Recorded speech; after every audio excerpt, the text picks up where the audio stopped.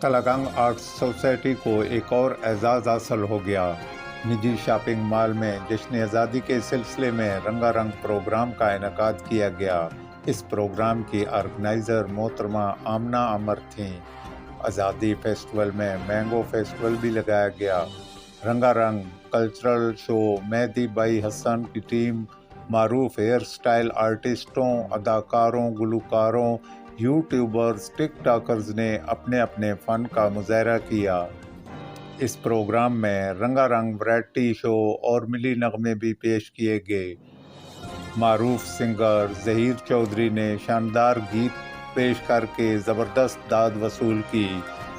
معروف programme organiser Amna عمر نے فنکاروں کو ایوارڈ، شیلڈز اور میڈلز سے نوازا۔ آمنہ عمر کی جانب سے عبدالباسط چودھری، فلم سٹار بابا خان، طارق ملک کو پھولوں کے گلدستوں کے ساتھ بیسٹ پرفارمنس ایوارڈ سے بھی نوازا گیا۔